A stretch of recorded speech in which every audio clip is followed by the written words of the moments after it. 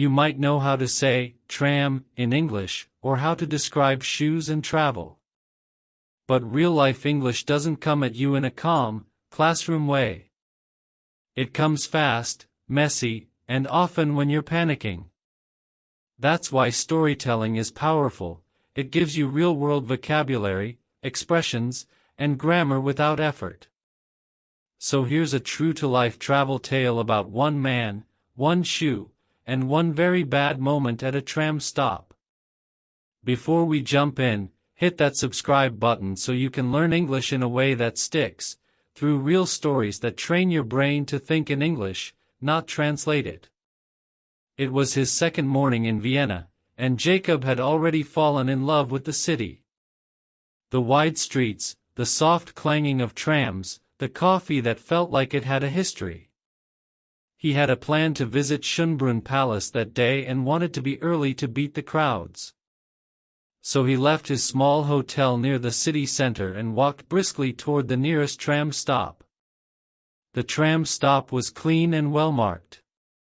A few people stood waiting, some sipping coffee, others checking their phones. The metal rails that cut through the pavement looked smooth and shallow, something you wouldn't really notice if you weren't paying close attention. Jacob glanced at the digital screen. 2 minutes until the tram arrived. As he stepped forward to get a better view down the line, he felt something odd under his right foot. He looked down. His sneaker, nothing fancy, just a white canvas shoe, was slightly wedged in the narrow gap of the metal track. No big deal, he thought. He casually lifted his foot. The shoe didn't come with it. He wiggled. Pulled. Tried again. It was stuck. Now this was awkward. He glanced around. No one seemed to notice yet. He bent slightly and gave the shoe a firmer tug. Nothing. He tried to step out and twist the shoe with his hand, but it refused to move. Then the screen beeped. 1 minute until the tram. Now it was panic time.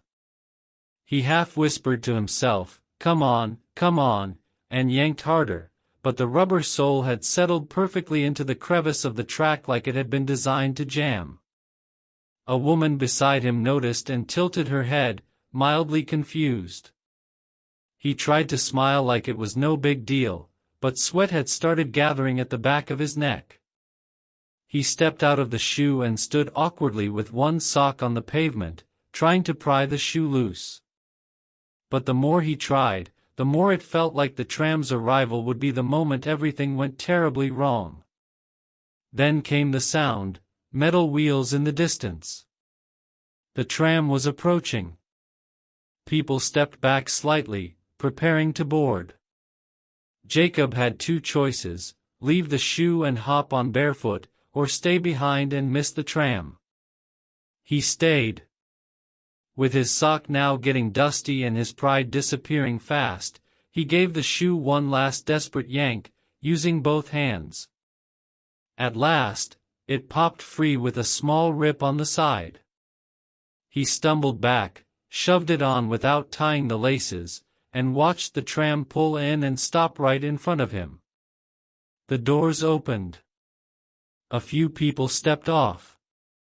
Jacob stood there, panting slightly, one shoe lopsided, his sock darkened, his ego bruised. He waited for the next tram. That day, he did eventually make it to Schönbrunn Palace. But the memory of the tram stop stayed with him much longer. He even took a picture of the tracks later and posted it with the caption, "This is where I left my dignity." So what can you learn from this? Phrases like, "it was stuck," "he glanced around," "stood awkwardly," and "pried the shoe loose," are all natural ways to describe situations and movements. You're also hearing real rhythm, the kind of English native speakers use when they tell a story: short actions, thoughts in between, changes in tone. You're not just learning about verbs like yank, tug, or wedge, you're seeing them in action, feeling their meaning through the story. This is how English becomes second nature. And that's what Speakology is all about, helping you live the language, not just study it. So, have you ever gotten your foot stuck somewhere, literally or metaphorically? Drop your story in the comments, and hit that subscribe button if you want to learn more English by accident, through funny, real stories that stay in your mind. See you next time.